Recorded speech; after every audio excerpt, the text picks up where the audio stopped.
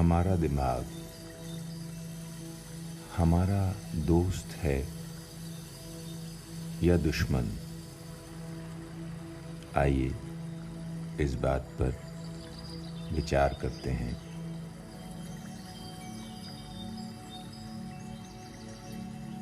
दिमाग को अगर हम एक लेंस की तरह इमेजिन करें, ऐसा लेंस, ऐसा चश्मा जो समाज हमें पहनाता है और इस चश्मे के ज़रिए ही हम दुनिया को देखते हैं। इस चश्मे की हमें इतनी आदत पड़ गई है कि हम इस चश्मे के बिना खुद को अंधा महसूस करते हैं। ऐसा नहीं है कि इसके बिना हम देख नहीं सकते, लेकिन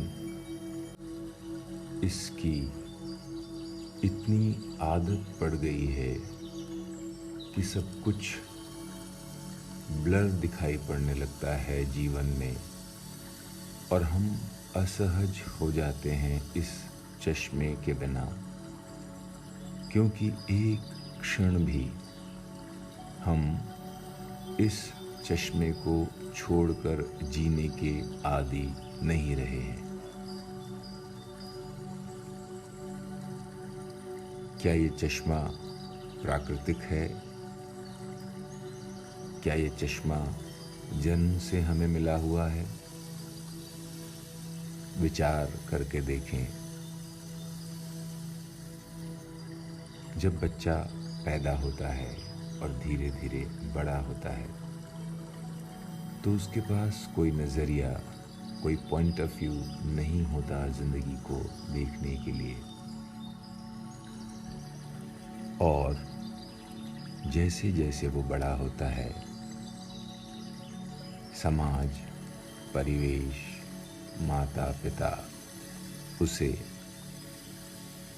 अपनी समझ से संस्कारित करते हैं, ज्ञान देते हैं, समझाते हैं और बच्चा अच्छे बुरे में, स्त्री पुरुष में, सुंदर असुंदर में और इस तरह हजार किस्म के विभाजन सीख जाता है, जो मूलतः जजमेंटल होते हैं। दिमाग को हम जजमेंट करना, भेद करना सिखाते हैं और इस भेद के ज़रिए ही जीवन सुविधाजनक बनेगा, ये ज़्यादातर लोग मानते हैं। तो जन्म से हमें एक सुंदर दृष्टि प्रकृति देती है, लेकिन कोई लेंस, कोई चश्मा नहीं देती। क्यों नहीं देती प्रकृति हमें कोई चश्मा? क्या इस चश्मे की, जिसे हम अपना दिमाग या मन कहते हैं, उसकी वास्तविक ज़रूरत है भी? एक तरह से ये चश्मा, ये मन या दिमाग जिसका हम उपयोग करते हैं हर बात पर, वो हमारी मदद भी करता है। वो हमें हजारों साल के मनुष्य अनुभवों और ज्ञान से परिचित कराता है और हम ढेर सारी मूढ़ताओं से बचते हैं। हम गलत निर्णय करने से अपने आप को रोक लेते हैं, क्योंकि मन संस्कारित है और मन में ये बात दर्ज माता पिता, समाज और पुरखों के अनुभव से करवाई जाती है कि ये करना ठीक है और वो करना ठीक नहीं है। तो इस मन के, इस दिमाग के कुछ व्यवहारिक फायदे तो निश्चित रूप से हैं, लेकिन इस संस्कारबद्धता में लेंस के थ्रू देख लेने की जिद और ये जो आदत बना दी जाती है, उसके तहत फिर मनुष्य कभी भी अपनी वास्तविक दृष्टि को प्राप्त नहीं कर पाता। और यही बात जिंदगी भर उसे आंतरिक रूप से बेचैन बनाए रखती है। वो प्रकृति के साथ जुड़ाव नहीं महसूस कर पाता, जीवन को छू नहीं पाने का जो दुख और संताप है, उसके कारण एक व्यथा, एक परेशानी बनी रहती है हमेशा हमेशा, हर पल। लेकिन इस परेशानी को वो समझ भी नहीं पाता, क्योंकि उसे इस चश्मे के बिना देखने की आदत ही नहीं है। और वो ये मानता है कि इसके बिना कुछ भी देखना और सहजता से जीना संभव नहीं है। लेकिन ये चश्मा ही उसके दुख का कारण बन जाता है।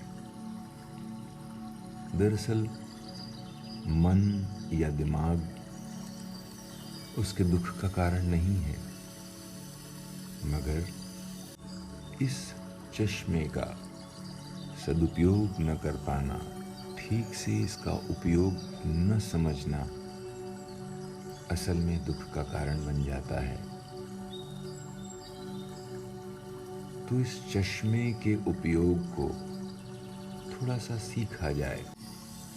सबसे पहले ये समझ लें कि इस लेंस की बनावट कैसी है।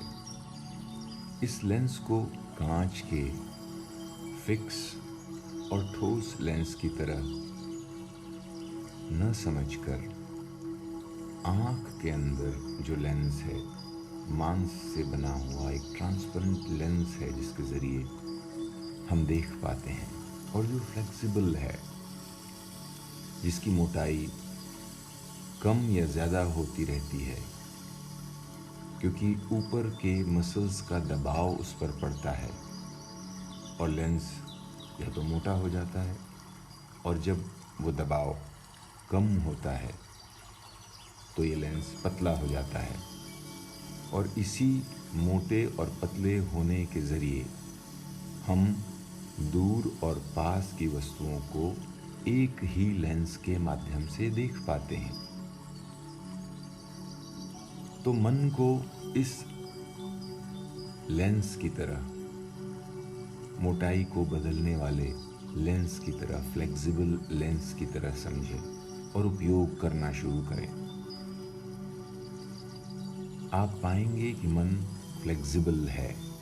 दिमाग में नए विचारों के ज़रिए नए संस्कार, नए ढंग से सोचने की विधि विकसित की जा सकती है।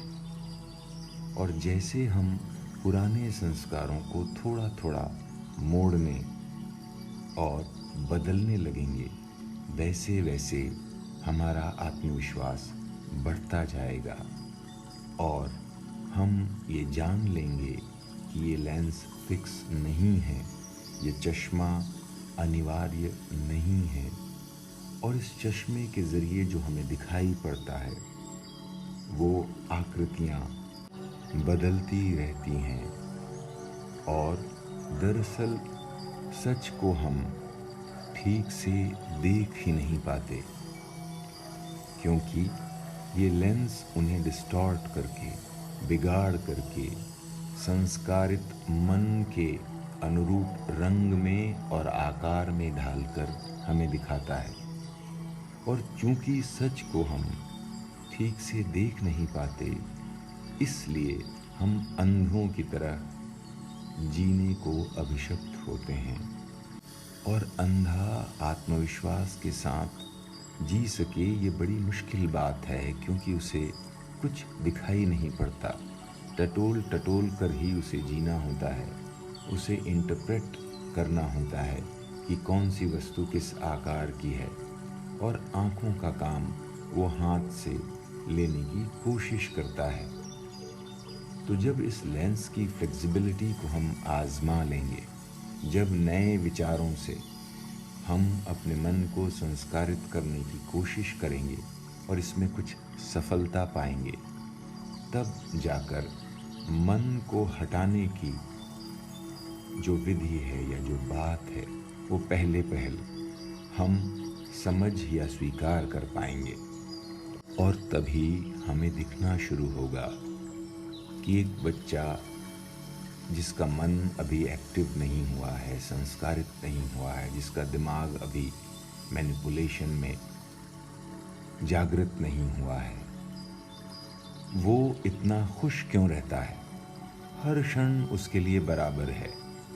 उसका दिमाग एंग्जाइटी और उत्तेजना से दूर हर क्षण का सुख ले रहा होता है, क्योंकि विचार उसके मन को प्रभावित नहीं करते होते। कोई फिल्टर, कोई लेंस उसने अभी अपनाया या ओढ़ा नहीं है। तो रियलिटी जैसी है वो उस तक आती है, और रियलिटी जैसी भी है, अगर शुद्ध रूप में हम तक आती है तो वो सुखकर है, और हम प्रकृति के स्पर्श को महसूस कर सकते हैं। और जैसे ठंडी हवा जब हमें स्पर्श करती है तो अपने आप एक तरावट, एक सुख का एहसास होता है, एक तरह की हीलिंग होती है, एक तरह का विश्राम हम महसूस करते हैं। वैसे ही जब हम रियलिटी या सच्चाई को मन, दिमाग या इस लेंस को हटाकर देखना, समझना शुरू करते हैं, तो हम परेशान होना, थकना बंद कर देते हैं, और एक तरह की हीलिंग, एक तरह की फ्रेशनेस, एक तरह का आनंद हमें बिना कुछ किए मिलने लगता है। और जीना एंग्जाइटी से भरा हुआ, किसी संताप, किसी परेशानी की एक धक्कम पेल की बजाय बहुत ही स्मूथ, बहुत ही आनंददायक प्रक्रिया बन जाता है, और हमको अपने होने में आनंद आना शुरू हो जाता है। हम बिना कुछ किए खुश और मस्त रह पाते हैं। तो दरअसल मन न दोस्त है न दुश्मन।